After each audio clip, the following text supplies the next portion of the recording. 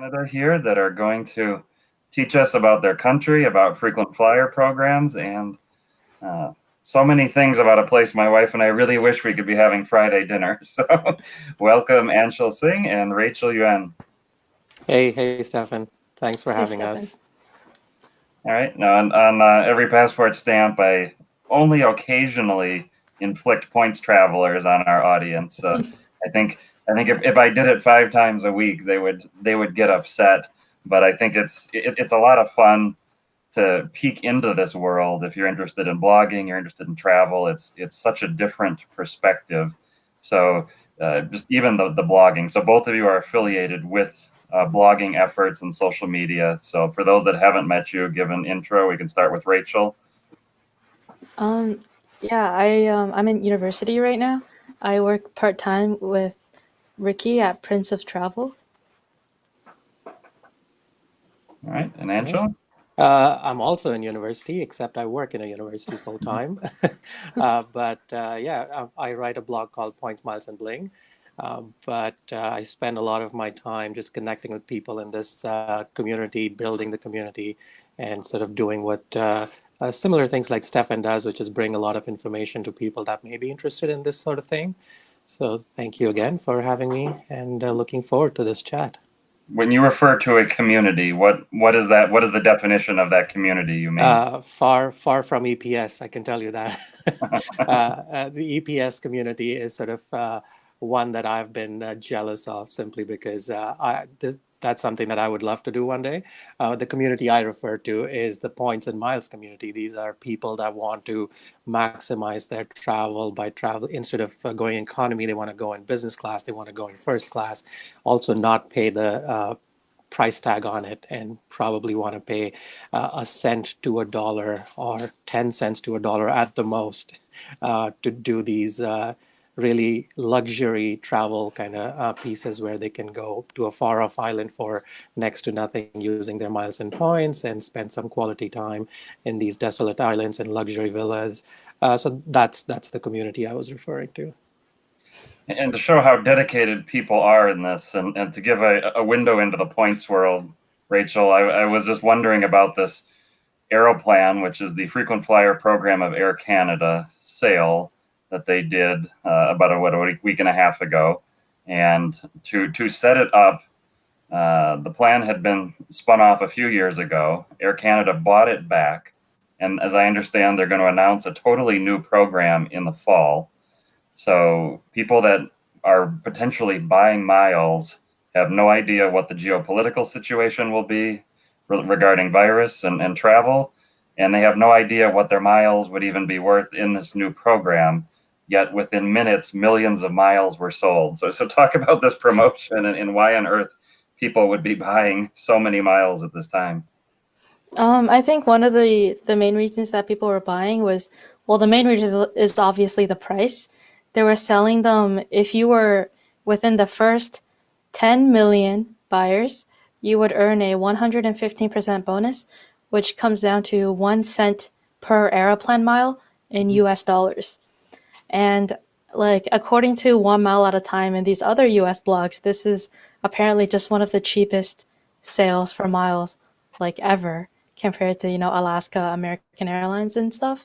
And I think to be honest, most international buyers and even most Canadian buyers were really believing in the fact that Aeroplan and Air Canada have promised an award chart for future travel. So, like how Delta and United have moved to dynamic pricing, where you really don't know what your miles are worth because, it could cost 400,000 one day or 30,000 the next day. Like Mm-hmm. it's huge. But Aeroplan has promised a chart, so people are thinking, they're definitely going to earn good value out of this if they fly during Christmas or summer holidays just to do the fixed nature of the award chart. But yeah, to be honest, I do find it like it sold faster than I think most of us anticipated.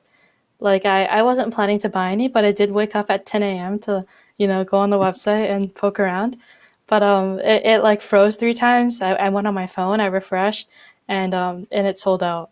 Yeah, I it think was the it was site pretty. that runs at points.com said that was the biggest points sale they've ever had. It crashed the website way beyond. I think a lot of that is also to do with, I think Aeroplan remains one of the few programs left in North America which still publishes a fixed chart or promises a fixed number of points, kind of like Alaska does with their program. So Alaska and Aeroplan sort of really remain the currencies that people want to bank into, and a lot of it was risk and reward, right?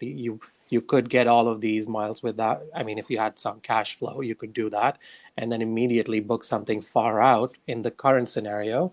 So even if the program changes, say 3-4 months down the line, you've locked in your pricing, you locked in your ticket. So it was risk and reward was fairly easy decision making. And I have to agree with Rachel, like when some of the big travel blogs like, 1 Mile at a Time or Gary Leff from View from the Wing say that this is a deal of a lifetime, then most people just jump because they trust these bloggers. They trust their judgment on that. So there was a bit of that happening as well in the market. Yeah, and for those that aren't familiar, they're thinking, I don't live in Canada, I don't necessarily travel to Canada often.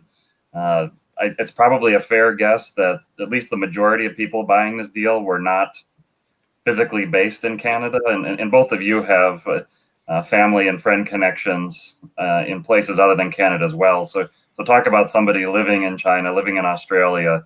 Why can they use this program or programs like it, and why would they? I could, Yeah, go just ahead. to start us off, I guess. I have a lot of family living in Asia, and of course, they still want to seek travel deals. Like, they still want to fly in business class for less than the cost of a business class ticket. And for them, they don't have the lucrative credit cards that we have in North America, and even to an extent, Europe and Australia. But really, like Canada and the United States have had some seriously good credit card offers in the past little while. So someone in Asia who can't get points that cheaply through credit cards, they might find it worthwhile to simply buy these points and book their ticket in the next 5 minutes, like what Anshul was saying before, lock in the current pricing. Yeah, and to add to that example, my brother lives in Melbourne, Australia, and even they were really keyed into this promotion simply because when you think about just travel between Australia and Canada, these are huge distances, and if you can find yourself in a fully lie flat seat for say $1,200 out of your pocket, that's incredible pricing. So to pay $1,200, $1,500 just to get yourself into a business class on I don't know, 16, 17-hour direct flights. Yeah, it's unbeatable. So my brother, his friends from Australia were really keyed into this promotion as well. So you could be living anywhere in the world, have a Aeroplan account and Which is make free, and use. you don't ever have to have flown Air Canada. Exactly. It's a it's a mind bending thing. And you mentioned about big distances. So Jackie, and the question is asking, did either of you get in the Qatar Airways fare, and explain what this is? And we might need Rachel and her great circle mapper tools for this to really show what's possible. So I'm not sure how to share screen, but I'll just talk about it, Yeah. I suppose. So Qatar Airways recently released these new I think there is relief a share measures. screen button on the left panel. It's I don't know if you're seeing the same I have. It's like 1, 2, 3, 4. Are you able to see a share screen? It's a little arrow up with a monitor icon. I know I Yes, can, but I I have don't to know. install a Chrome extension Oh, first. okay. We, we might lose everything. But if you get disconnected, then I'm surprising her with this. But I've been on some of uh, the webinars you guys have been doing, and while Rachel's trying that, Anshul, maybe you can tell everybody where to find these weekend webinars that you're hosting, and I'll put in the links in the comments as well. yeah, for sure. Throughout my social media channels, to be honest, if Facebook is your preferred social media channel, look up Points, Miles, and Bling, and that's my Facebook page. It's not very busy. I don't sort of shove links at people. I do post my invitations to these webinars up on my page, though, which gets decent traction. So in the recent few weeks, what we've done is we've moved our in-person meetups that I used to do in this region here in Ottawa, mostly, do into these Zoom webinars, and the beauty of that is it doesn't have to be city specific or restricted to a location. So now we are seeing upwards of 200 people join us to learn about loyalty programs and to learn about very specific sort of award booking methods and techniques, and at the same time get to speak with somebody like a Stefan or a Gilbert from from God Save the Miles, and all the other experts in the region. We are inviting them. They're spending time with us, chatting about these programs. So it's been very successful, and Rachel, of course, helps me out, and that's where we've been harnessing her GC mapping skills and a lot of her screen sharing support that she gives us. I might have to ask Anshul to provide some screen sharing skills. I'm using Firefox, and the extension is only for Chrome, and I don't have Google Chrome. And I'm on Safari, and it's telling me Safari does not support screen Safari. I'm surprised you got Safari working. That's usually the one that the streaming tool doesn't. I didn't get Safari working, but we can still talk about the Qatar Airways fair. Yeah. So Qatar Airways released like this. I think it's an incentive, obviously, to encourage people to pay for airline tickets during this time. But basically, they're saying you can book a fare, any fare from anywhere to anywhere in the world, and then you can call them, and for no change in the price, you can change your destination to within 5,000 miles of what you booked. So like without GC Mapper, I'll quickly talk about like how far 5,000 miles really can go. So for example, there was a really cheap for business class fare from New York to Kiev, Ukraine for I think 1,600, right around 1,600 USD. But within 5,000 miles of Kiev, Ukraine, you can actually go to East Asia, like Taiwan, Singapore, the very northern parts of Southeast Asia. But imagine flying to Hong Kong from Kiev. Like that's how far 5,000 miles is. You could have also booked a ticket to found like Osaka. They count as like 4,996 or something. Yeah, people are trying to max out their thing, and then it got really excitable, I suppose, when 1 Mile at a Time posted about it, and then he posted another blog saying that somebody confirmed that they actually did it. Like they bought that ticket, they called in, changed it. 5 minutes later, they had a ticket to Hong Kong. Yeah. And there are thousands of these out there in the past 24 hours right now. I mean, the deal is still alive. Right? It's just finding those really crazy fares that, compared to relative normal prices, so you've got, so that deal is still going, right? That it's just it's still alive. Cheap fares, and so if people take advantage of it, I believe it's what the changes are free for travel up. Or changes are free until December something, or the travel is by then? Till the end of the year, changes are free as well. But you also have to travel by December. Correct. 30th. Yeah. So it's available till the end of the year.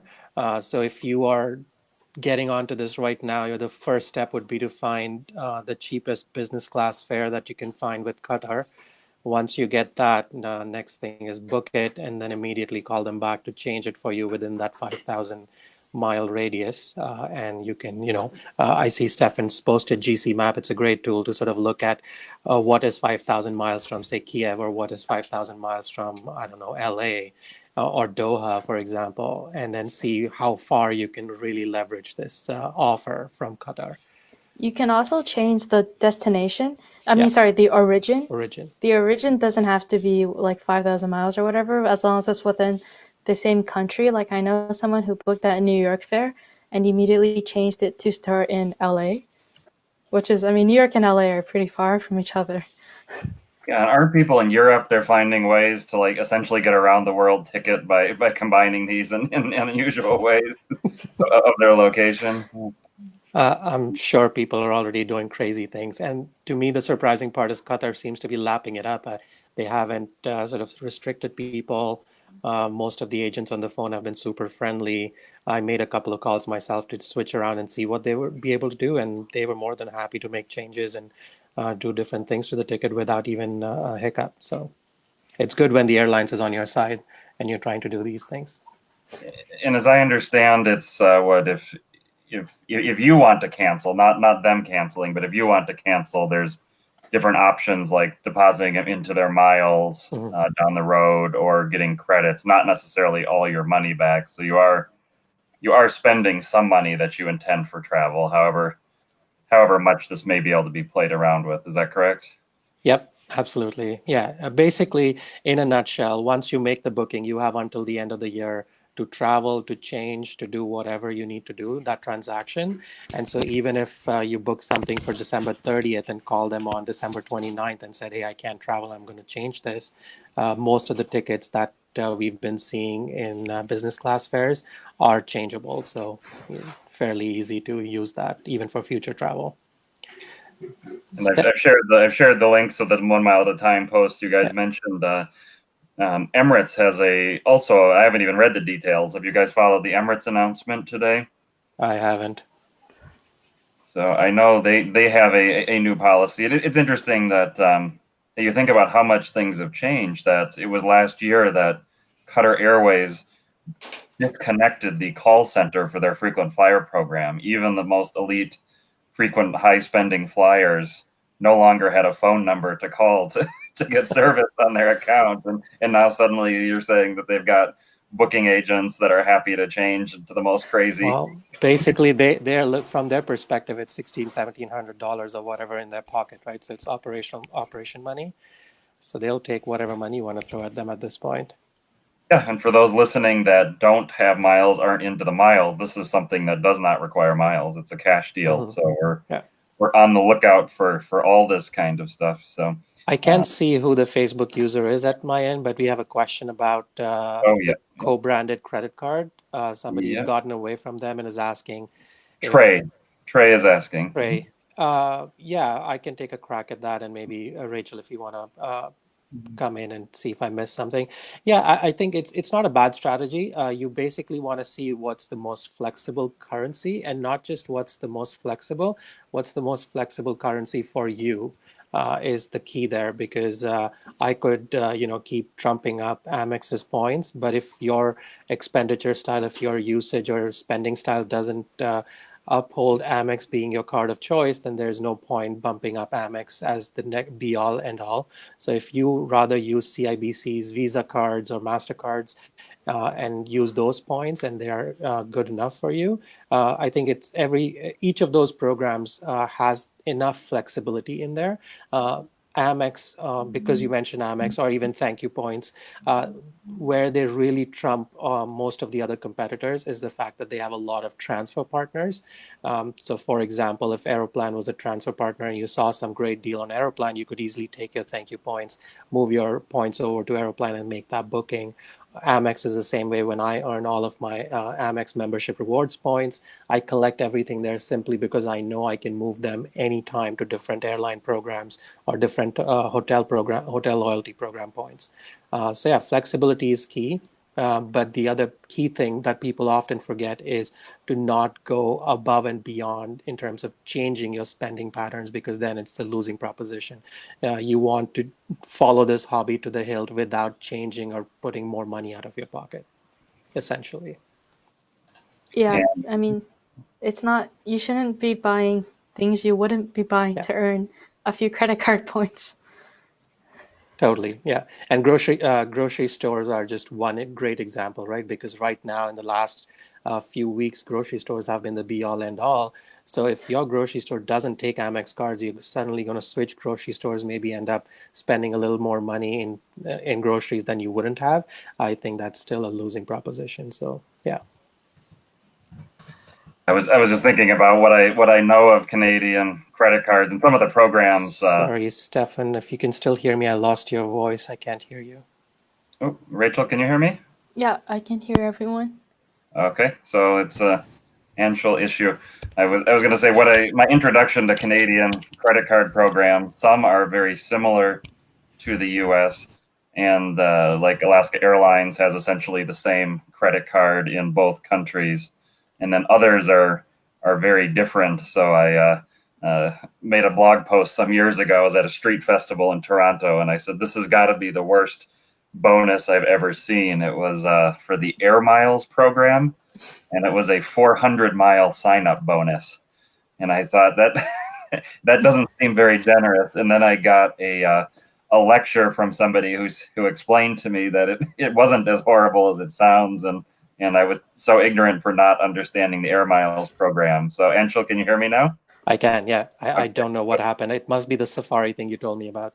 Yeah, well, that's the fun of playing around with this. And for those watching, it's not easy to get multiple people streaming into Facebook. I hear they're bringing back the native functionality that they killed, but for the time being, we're using third-party tools. So Air Miles, I saw this was 2015. I checked. There was a 400-mile bonus on the credit card, and I thought it didn't seem all that generous. So what is that program, and is it worth paying attention to?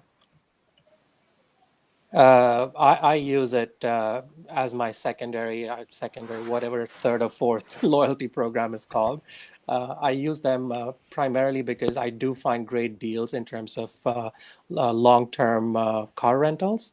I travel to east coast of Canada quite a lot, Atlantic Canada, and some of the remote places in Atlantic Canada can be really pricey when it comes to renting out cars for a few days. And I find that Air Miles program consistently does a lot better in terms of value in Atlantic provinces or Atlantic cities. So I use them specifically for booking week long or car rentals, East Coast, or even I think, positioning flights are great. yeah, positioning flights. I think that Air Miles is generally pretty like it's not among people's top 1 or 5 currencies that they collect, but it has its like very specific uses. Like what Ansha was saying about connecting flights. I know someone who lives out in Halifax, Canada, which is like super far on the East Coast, and not that many airlines fly there, but they frequently use Air Miles to position to Boston to catch like an airplane ticket or a JAL ticket or anything else. I personally use my Air Miles to redeem for Disney tickets. Hmm. I mean, I'm not sure it's the best value. Probably not as good as Ancho's car rentals, but I mean, I had a few thousand, and I didn't have a planned use for them, so I just went ahead and bought Disney tickets. But that's a great example of this hobby, right? And how people like to follow it. I mean, if Disney tickets is what you want to use it for. Oh, geez, what's going on with this connection today? Oh, Yeah. Ancho has like serious technical. Okay. All Yeah, right. We'll, but we'll we'll keep rolling. Are you a Disney fan, or are you? This was a one-time trip. it was more of like a one-time trip because I have a younger brother. He's 10, Okay. so he's been really into it recently. We were supposed to go last month, but like obviously that did not work out. Fantastic. And we haven't said. So you're both based in Ottawa. Yeah, I know Ancho works in Ottawa.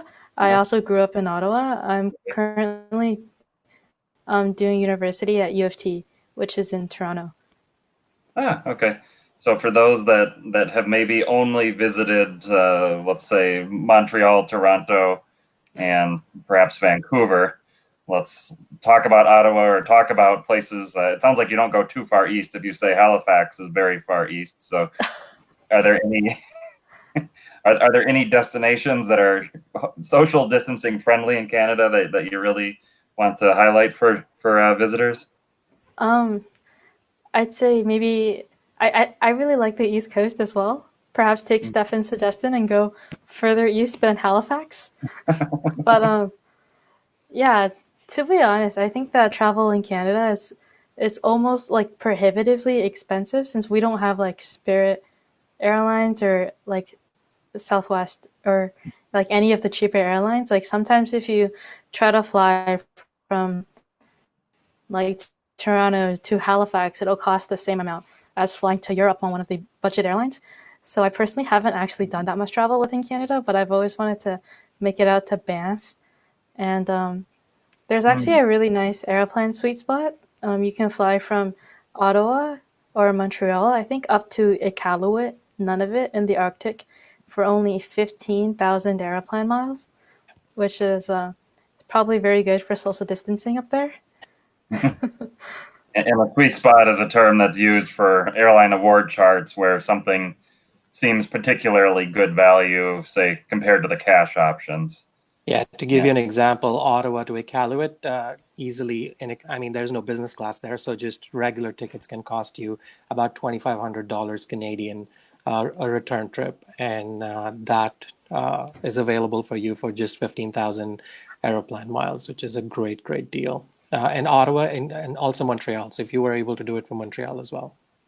Yeah, and so as I understand these awards, there's a certain there's some eastern ones that are possible and some western. So like from Vancouver, you've got Yeah, options up to like the Yukon, but you don't have options into the northeast. But then from correct. the northeast, you've got the examples you've been getting. So you might to use the other term you use, positioning. You might want to get to one of those spots like a Halifax, and then you can that award, that really cheap award, is possible from there. Yeah, Yeah, to be honest, even like the regular class, which is 25,000 airplane miles, if that's you great. could get from like Vancouver or even as south as California, like San Diego, Texas, you can fly all the way to Iqaluit for 25,000 miles if you can find the award space. It's not Yeah. bad either, yeah. So in terms of, I'm going to pull up the link to the chart and some of the destinations. But have you guys actually booked any of these, gone to any of these places, or are they on Yeah, the wish list? it's on the wish list. 2018 is when I had my Iqaluit ticket booked, and then they had to cancel it because of some blizzard, and I did not have any alternate dates to give them. The one thing that I mentioned that if you're going to these remote communities or up further up north, you have to be super flexible because a lot of these flights are also carrying precious cargo, which is their groceries, which is their food that the community needs. So oftentimes when there is weather disruptions, they will drop off or cancel tickets for people, but they'll take the cargo with them. Hmm. So I wasn't able to give them alternate dates, so I had to leave that. But I've gone through that booking process, and it's fairly easy, and fairly easy as long as you're super flexible with your dates. I see a great Yeah, question on Atlantic Canada about Gander. Gander is amazing, really beautiful place, and amazing friendly people. So when I said I go to Atlantic Canada quite a bit, we don't quite get to Gander as much as we would like, Hmm. but we go to St. John's, which is not very far from Gander, St. John's, Newfoundland. And Hmm. again, that's a special, special place for both my wife and I. And we go every year. We basically do what we like to call the whale chasing. So we Hmm. go whale watching all the way up from Atlantic Canada down to Dominican in the summer, and so on and so forth. So you can see the Atlantic humpback whales. That's their path. And if you want to follow them, Atlantic Canada is an amazing spot. And in Canadian winters, they are basically the whales are down in Dominican Samana. So great spots to go for sure. And Gander, again, just like any eastern cities, they're very friendly people. Gander has a great 9/11 connection. If you guys wanted to look that up, pretty much a good 70% of the flights just after 9/11 happened were redirected, and Gander took a whole bunch of people in and sort of opened their homes and hospitality with, which was unprecedented for those times. And definitely look that up as well. So special yeah. place. Yeah. I'm ashamed to say I never knew about Gander before I saw Come From Away. Oh yeah. Yeah. Great. Great movie. I have visited, and also for those that are interested in aviation, there's all kinds of articles because in the early days of transatlantic flying, the flights would stop there in many cases, and so there were luxury clothing boutiques. So you've got these stories of they interview a 90-year-old grandma who sold a suit to Frank Sinatra on his connection or something. So there's all of this plus the 9/11 connection. I mean, it's throughout different key parts of aviation. It's good. Um, Now, I've been to Newfoundland. I've not been to Labrador. I've been around Nova Scotia, not New Brunswick, PEI, maybe 6, 7 times. We love it. When there used to be a New York seasonal nonstop, we would go for the lobsters and mussels for my wife constantly whenever we could. But I still screw up referring to the different regions. So you hear about Maritimes, you hear about Atlantic. No matter what, I seem to get it wrong. So give us the decoder ring. How can we refer to which part, and what do we mean if we use any of the terms? So Maritimes is basically mainland. So if you look at the map of Canada, Atlantic Canada is that terminology is usually reserved for how do I put this through? If you look at the map, everything up until Nova Scotia, New Brunswick, PEI, those are the Maritimes. But if you notice, Newfoundland and Labrador sort of is almost like an island on its own, especially Newfoundland part, and that piece is called Atlantic Canada. So I've given grief to Stefan before about this. So if you were in Nova Scotia, if you were in PEI, or if you were in New Brunswick, that's Maritimes. But if you use the term Maritimes when you were in St. John's or St. John's, Newfoundland, or Gander, Newfoundland, they would be pretty quick to correct you and say you're in Atlantic Canada, because that is basically they sit on Atlantic Ocean, that province. I know. I thought I was going to be like a local ordering the cod lips or whatever those local specialties, and I end up giving it away when I said something about the Maritimes. It's cod tongue, not cod lips. Yeah. I was trying to remember a few years ago what it was. So. I have I a good totally messed up. It is a cod tongue story. When I went there the first time, they basically I just heard that people there eat cod tongue, and I didn't really clue in. They literally meant tongue of codfish, and so when it was served to me, I was like, how bad could it be? I'll just have it. I tried it. It was very fishy tasting, kind of firmer than a regular fish is because the tongue was a firmer body part. But the piece I didn't know was that it's sort of deep fried in pork lard. And I'm not a big pork lard person. I love pork. I've eaten pork multiple times, but pork lard just did me in, and I did not have the best rest of my day. Let's just say that. But at the time, I enjoyed it really. So. How about Air St. Pierre? Is there any miles-friendly way to experience Air St. Pierre? Yeah, St. Pierre and Miquelon, again, very similar. If you can get yourself up to Newfoundland, there is several ways. Newfoundland or even the tip of Nova Scotia, Cape Breton, there's a whole bunch of ferry rides that you can do. They're slightly longer ferry rides. It's not your short haul ferry rides, but at least you'll get, those would be your closest points to get to. Otherwise, it sort of does, there's no sort of quote unquote sweet spot in the Aeroplan chart to get you there. Both of them are French, sort of French space. I'm struggling with the term here, but they're French islands. And not just French speaking, these are French territory. French territories, yes, that's the term I was looking for.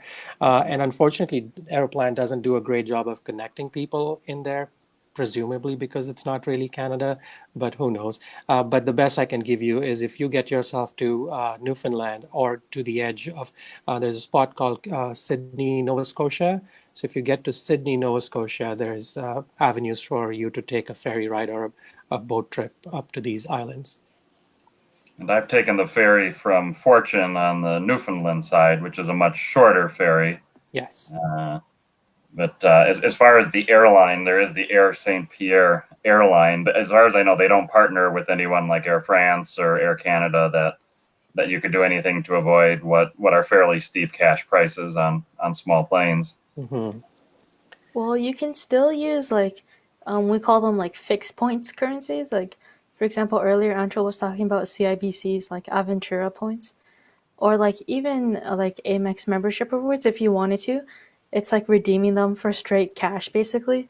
Like you can book the ticket and then just apply your points directly to wipe it off instead of transferring your points to a frequent flyer partner. Yeah. And Rachel, you said you're in college, so for those that are still mystified by the points, the points hobby, how are students able to do this? Well, at least in Canada, American Express, which is like the biggest one in terms of giving out bonuses, they don't have an income requirement. Like I know someone who put 0 and got approved for like the platinum card and then the business platinum. But they also got a call saying like, how do you plan to pay off your credit card? But it was only after they approved him. Or also as a student, no actual credit limit. I mean, there is a theoretical one behind. Yeah. This is like you would think business platinum is for established entrepreneurs, but so college students can get it. I mean, like that. How College do you students bring it can up? also run a small business, right, with one employee and as a sole proprietor. Mhm. But yeah, otherwise you can at least in Canada, the definition of like household is very like iffy. If you live with your parents, you can use your family or household income. I know people who use like their roommates who work at Google or whatever. They have very high household income, and in a way they contribute because you're all paying the same rent, right? Like you share, sort Yeah. of. Yeah, but it depends on the bank. But you can definitely get approved as a student because most banks, I know in the US too, you only need like 1 or 2 years of solid credit history. Because I know my friend who moved to San Francisco only about a year and a half ago, she was able to get a Chase Sapphire Reserve like just fine. So yeah, if you have like 2 years, I'd say, of solid credit history, you're probably good. Any secrets for Canadian? Whenever I'm at a seminar, the question from Canadian travelers is, "Do you have a way to get an EIN or social security number that gets me credit cards?" And I always say, That you want our that's credit cards, and we want your healthcare system. that I heard of one way. I don't know how above board it is or if it still works, but I'm curious if there's any at least it, it, moderately gray area ways to do it. Yeah, I think it still works. A lot of people use that. Many a Canadian, especially in the points and miles hobby, do dwell themselves in the US credit card market. It's fairly simple. If you sort of don't have real income coming from the States, you're not looking for an SSN or social security number. You're really targeting the ITIN number, which is the identification for tax purposes. That's the ID you can get, and that is possible even if you do like a sole proprietorship kind of business or any income that is coming from the States. The easiest way, I think, without going into the weeds of things, is because we are speaking of American Express. American Express offers these global transfers. So if you have a established credit history in Canada, you can easily apply for a global transfer as long as you have an ITIN number and it can establish a physical address in the States. Then they will be able to offer you global transfer where you can take your credit history from Canada and apply for some Amex cards in the US. It may not be the fanciest of cards to begin with, but like Rachel was saying, you start off with a basic or primary card, stick it out for a year in the US market, and then the Chase Sapphires, the thank you points, and everything else really opens up for you. Citibank and pretty much everything opens up to you. But Amex Global Transfer is one of the easier ways to do it. The other piece is start looking into banks that exist both in Canada and the States. TD Bank is a big one. It's one of Canada's five big banks, and they have a great presence in the US. And a lot of Canadians use TD US bank accounts because they're quote unquote snowbirds, or they spend Canadian winters down in Florida, for example. So that population finds it super easy to get an ITIN number and use that to enter the US credit card market. In a And how much nutshell, does it that's the work? story. If I wanted to intrude on your market, what's the feasibility? Oof. Yeah, I think the reverse with Amex could be a possibility, but regulations and sort of checks and balances in the states are not as stringent as they are in Canada. So Canada still Canadian sort of banking system is still very much on the conservative side of things. So you may find a few hurdles, but there's no reason why Amex Global Transfer wouldn't work the other way around. Like I know a few people that have actually moved to Canada for work purposes and have been able to quickly establish their credit through Amex Global Transfer in Canada and get going. Yeah, Fantastic. or And also like one more tip, if you're a Canadian trying to get the US I-10, I find a big help. I got this tip from a friend couple years back, but if you can call the IRS, like at least 90% of the time, it's a really nice agent on the phone, and you can tell them like I've made some US earnings, I would like to pay my taxes. Could you walk me through the form? And they'll like help you out. And if you get their name or their agent number, like when I applied for mine, I printed out like a cover letter type thing with the name of the agent I spoke to, and they're like, I don't know if it's an ID number, but there's some kind of identification number. Like I just attached it. I don't know if it helped, but like I think it did. Like I think it would help compared to if you were just typing up your Amazon letter at home and shipping it off. Yeah. Oh wow, that's creative, and that's the resourcefulness of the points hobby. I have an account in the U.S. with City National Bank, which is owned by RBC in Canada. So maybe I'll try to see if my banker there. Zach Forbes is commenting the Canadian banking system is conservative, mostly due to how many citizens of convenience there are. So yeah, it might be an upward challenge, but it would be a fun one, I think. So Jackie's asking, any recommendation for mail forwarding service in the USA? There's quite a few. I mean, the easiest one, depending on where you live, uh, I don't want to really give out some of the ones that people use very regularly because people outside of this group may be really upset that we were giving these names out. But think about border towns. Like for example, I live in Ottawa, and there's a UPS store right across the border, which is like 45-minute drive for me, and they do a great UPS forwarding system there, where I can basically they'll hold all of my mail for up to 1 week for $10, and I go and pick them up, and that could be a small envelope, a credit card statement, or even my winter tires or whatever else I get shipped in the States. So I just get them shipped all the way to Ogdensburg. Ogdensburg is a border town with Canada, and I just drive down there, pick up my stuff, and just turn around. So UPS would be sort of like a big commercial way to do this. Uh, but mail forwarding services, there's a whole bunch. Look up a few spots in Texas and look for mail forwarding services, and there'll be a whole bunch that you can give a shot. But unless Rachel feels more adventurous in sharing real names. Well, I'll share one real name. It's affiliated with Prince of Travel. I mean, it's a service called 24/7 Parcel. I don't feel bad about sharing it because he already published a blog post about this, Okay, so perfect. We can it's share out that. there. Yeah, I can add that in the 20. comments, or you guys can add so they can learn the concept. Yeah, now that I've lived in Seattle the past few years, when we drive up to Vancouver, the U.S. town on the border is Blaine, and it seems like there's one ice cream shop and about 50 PO box Yeah. shops. According, so it's the whole business of these border towns. I think Buffalo, New York, would be another hotspot of learning about this stuff, certainly, and the amount of shopping and that goes back and forth. We had guests last week that said the border's closed, but they're from Buffalo, but they said, but it seems like everybody's going back and forth as they always did. So it's like publicly into the outside of the little border bubble, it's closed, and then and then people are just drifting back and forth. So we've got Yeah, there's that famous spot, right? Point Robert or something.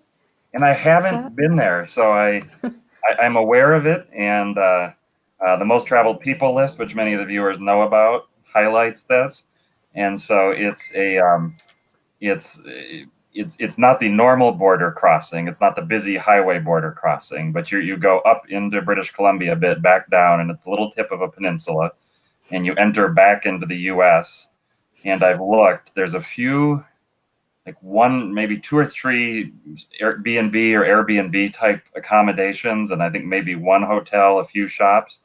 But it's really this quirky little place, and I didn't want to go until my Nexus was approved because I was just so sick of being delayed. The Canadians are so fast and efficient, and then coming back to the U.S., which is a tip. I didn't realize that U.S. Global Entry members coming back to the U.S. can use the Nexus lane. They just can't use it Yes. for going to Canada.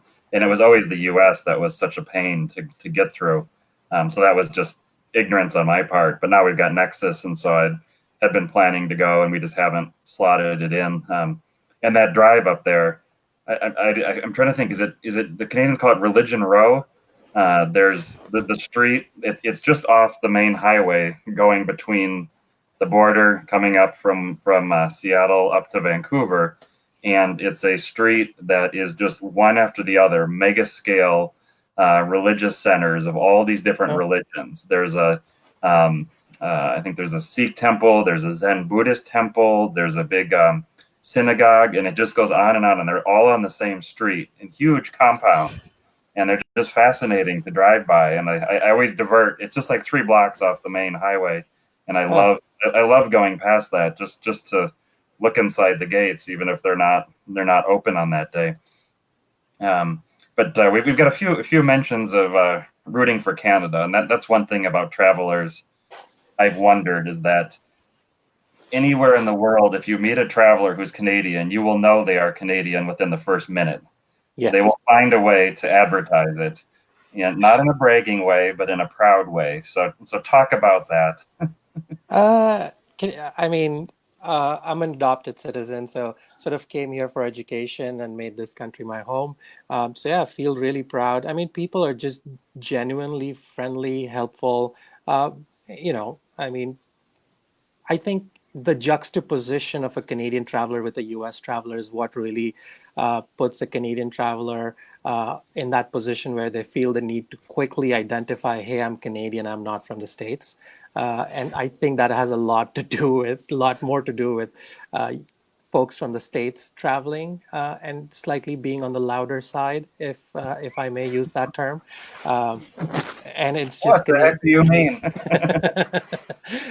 so it's Canadians love identifying themselves because the accents are so similar. Oftentimes, when we are traveling, you're like, "Oh, you're from the States," or "Your accent is from the U.S.," and I have to tell them, "No, it's from Canada," and their reaction just changes very quickly when I mention that. So, just a quick story on that. I was one of my first countries in the continent of Africa was Nigeria.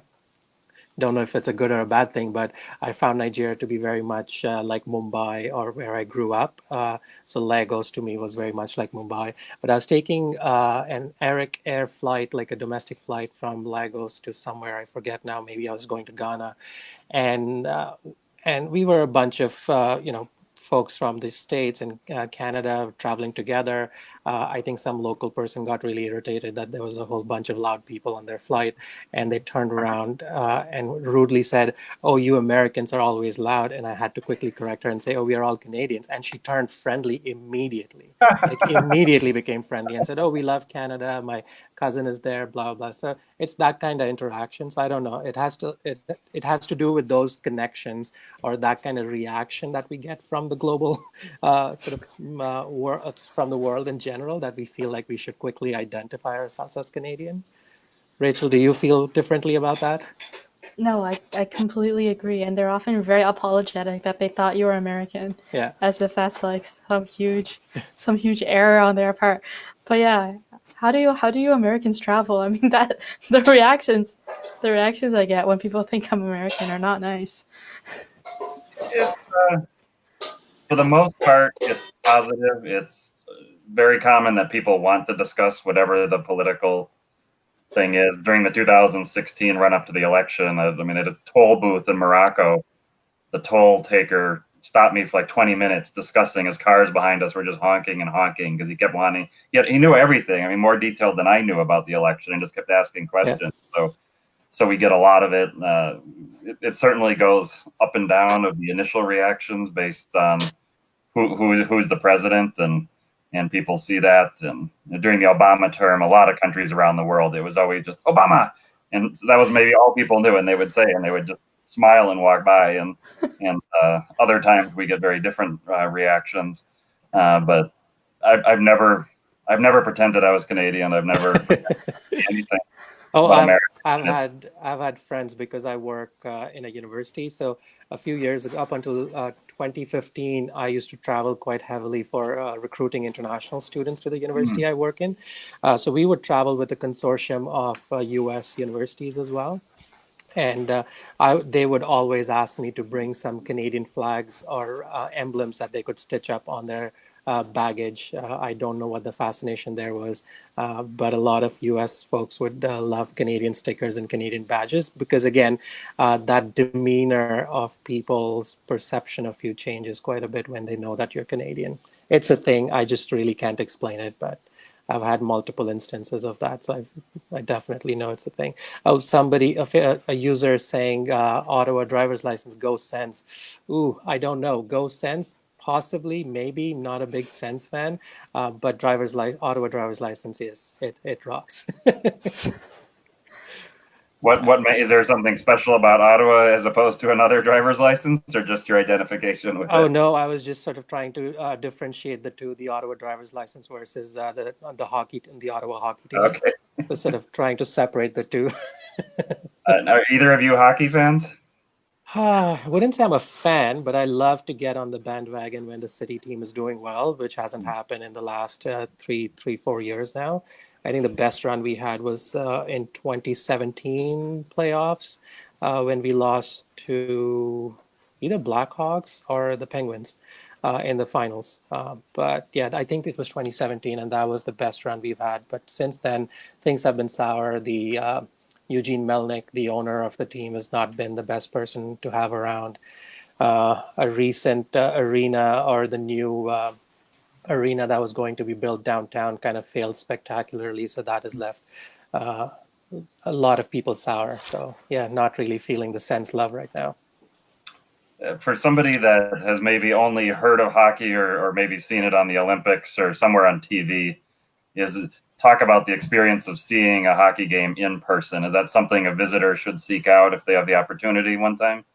Absolutely. Yeah. If you can spend a bit of money and really get up front and close to the rink, it's just incredible how you really feel the impact of the skates on ice and players thudding against the sidewalls. And it's quite something. Def Definitely recommended. It sounds like both of you have friends and family that visit from overseas. What are the must-dos that you do with them? It's not like the take them up to the tallest tower in town, but what are Do you what are the mean things, the trips, the experience, the Canadian experiences that you most enjoy sharing? And I could maybe frame it as when I lived in China, say a few years I was in Beijing, it was like, please, I do not want to go to the Forbidden City again. I know you have to go there. And the company I was at, we eventually hired somebody as a office assistant who happened to have a national tour guide license, so she could get in anywhere for free. And we said the one criteria for your job is every time like the global compliance person comes and overstays by 3 days, it doesn't sound very compliant. Please just take them to the Forbidden City and Great Wall because I can't take it anymore. But I love going out to eat in local neighborhoods and things with them. Yeah, for me, that's Niagara Falls. If I have to take another person to Niagara Falls, I lose it. But people love it, especially, I mean, people that haven't been or haven't seen Niagara Falls or have only seen it in pictures. I guess that fascination has worn away from me over the years, but when I went there the first time, it truly is magnanimous as pictures make it seem. From the Canadian side, if I may add, from the US side, you don't get much of a view. Sorry. There's supposedly a video that exists of my mother-in-law and my wife of standing on the U.S. side, and my mother-in-law saying, "Oh, how beautiful America is," and my wife saying, "That's Canada."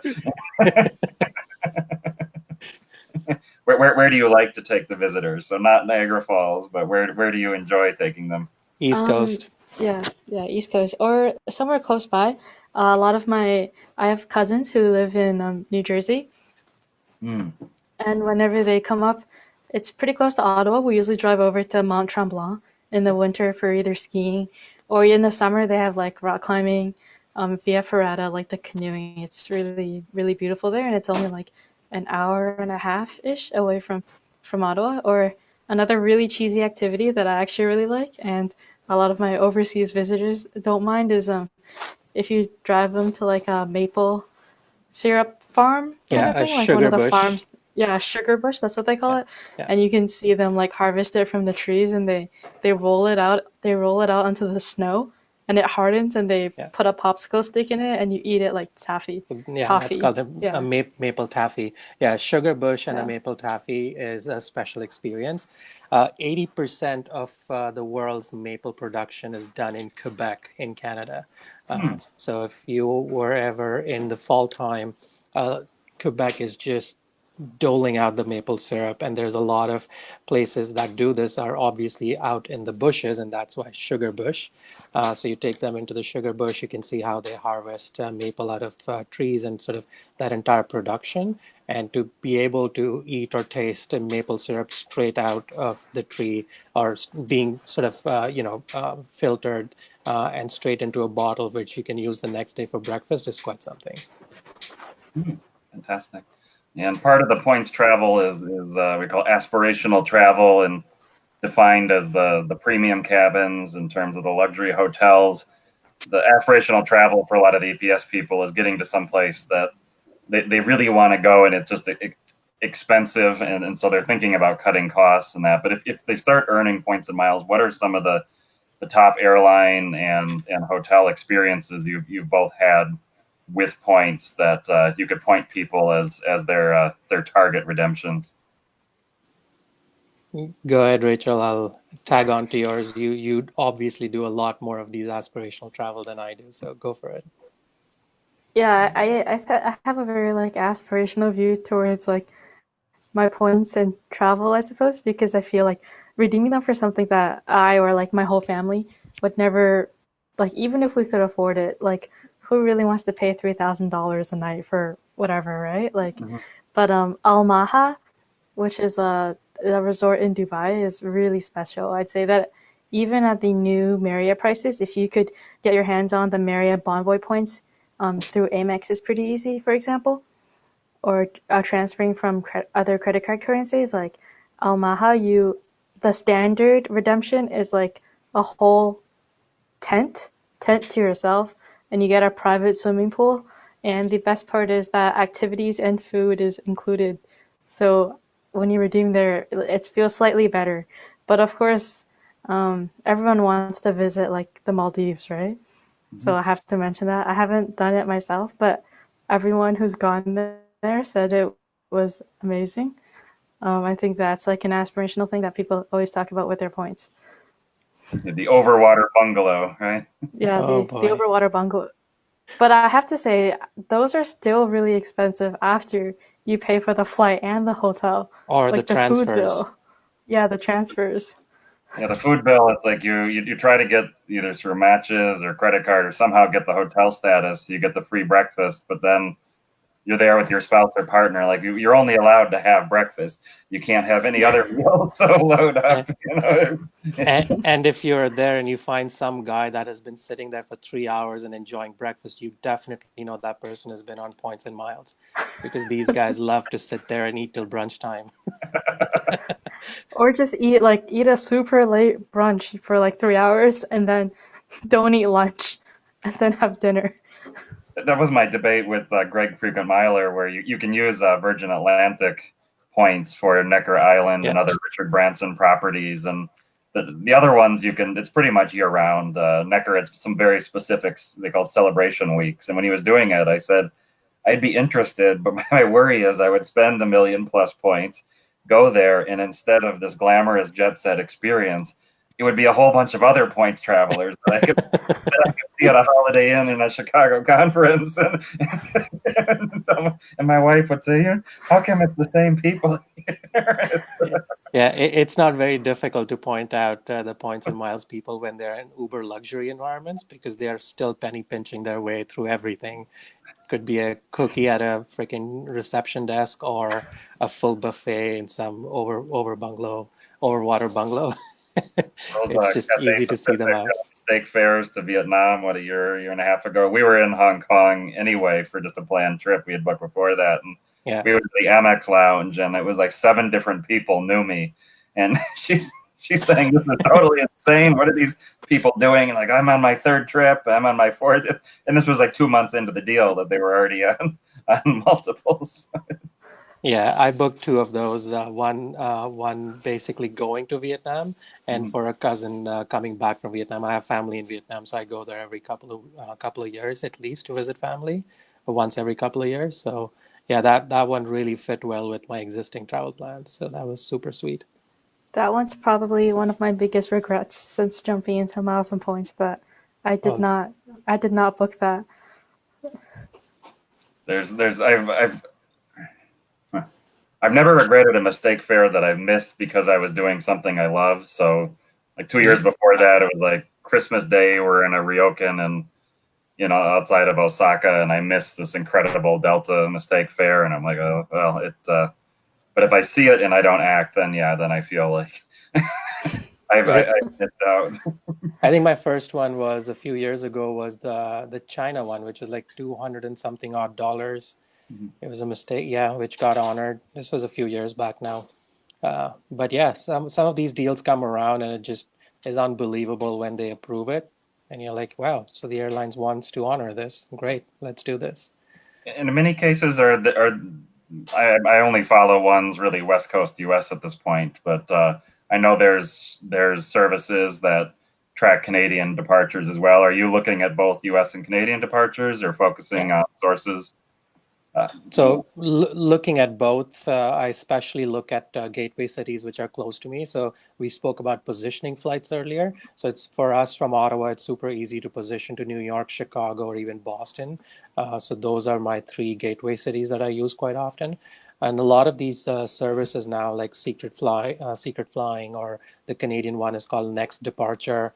If you sign up with them, their apps that they've recently come up with are pretty nifty, where you can add in your preferred cities and they'll only send you pings when something comes out of those cities. So it's pretty good. You can personalize it a little bit more than normal, because earlier back in the day, Secret Flying you would have to subscribe to everything coming from them or everything. But now you can just identify 3 or 4 gateway cities, as I like to call them, and just follow those deals and sort of pull the trigger. And I mean, the overarching sort of tip here is book first, think later, just because every airline that I know of will give you 24 hours free cancellation. So even if you book something and then resent it later saying, I booked it, but my partner or wife can't just make it, so you can easily cancel it for free within 24 hours.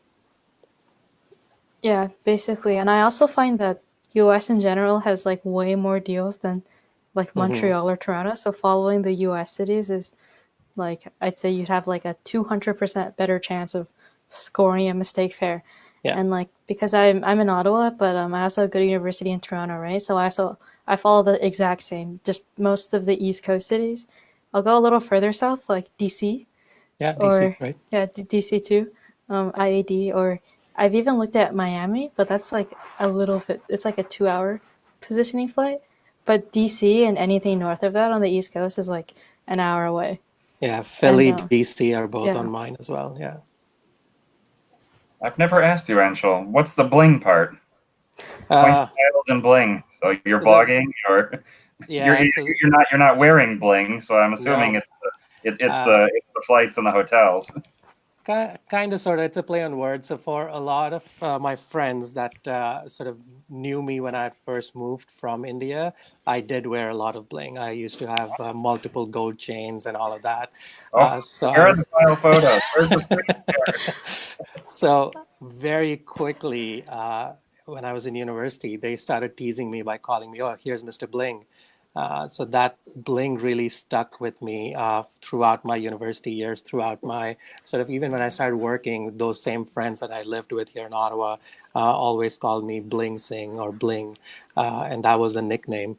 And so that was play on words. So yeah, points, miles, and bling became the hotels and airlines. The luxury piece was the bling, but also people that knew me knew I was using my sort of given name from university days. That's the bling part. Oh, fantastic! And And so Canada happened to you, or they teased me enough that I had to take every bling out of my body, so I don't uh, wear anything anymore, not even my wedding ring. So that's how bad things have gotten. after I your totally agree with the latest comment. I want to see those photos. yeah I'll put some. I'm sure I have quite a few of those tucked bling away sing? somewhere. Yeah, we really we need to see that because we see you as now very Canadian and Yes. very muted, and the only thing beaming is your smile. So it's Yeah. and I don't see what are they called, grills or gold caps on your teeth or anything. None of the gold caps, but I did have multiple gold chains, and I also had gold rings on those chains. So it was, if I had to run, it would be clinging away. And then that's where people start calling me Bling, because I used to play in the local cricket league here, and people just couldn't get beyond the fact that I had all this gold chain on while playing a game of cricket, which requires a lot of running and doing various things that you're like, why are you wearing all of this bling? And we'll close with Rachel. When I meet very young points travelers, I feel like these are people who can figure out systems. They can be disciplined. They can do be resourceful. There's so many options open to them with their talents. So what do you think you're going to be doing career-wise? I study, well, in school, I study actuarial science, and I'm sure a lot of people don't know what that is. It's like a very specialized form of statistics where we work in insurance companies and price and model insurance. So most likely I'll be doing that, but you never know. Maybe I'll continue with Ricky full time, you know? Um, I saw uh, him coming in. So he's the founder of Prince of Travel and a wonderful guy. I met him last year in June in Boston at TravelCon. We spoke on a panel. So yeah, you've got uh, so many options. I have an insurance background, so I'm always in awe of the actuaries. And if you're not an actuary at an insurance company and you do anything that implies telling them how to do their job or their number, it doesn't go well. But you're always incentivized because they want to be cautious. And then business development, sales, customers, any of these people are like just a little cheaper, a little. That sounds awfully like working in a university where if you're not a PhD holder, you better not be opening your mouth in every forum because they'll quickly remind you that you don't have a PhD or you're not a professor. So, so yeah, it can be a bit daunting. Agreed. oh yeah, I had a part-time job like 2 years ago. I was doing like data, I was doing some admissions data sorting with the psychiatry department, and like the residents are like very nice, but if they have their MD, like you will Yeah. know that they have their MD. And that they're Canadian. Right? All right. Well, thank you for being so open on this forum. Thank you for joining us tonight, Rachel Thank you. and Anshul, and good night, everyone. See you on Thanks a lot, Monday. guys. Thanks, Stefan. Thanks for having me. Yeah, thanks for having me on.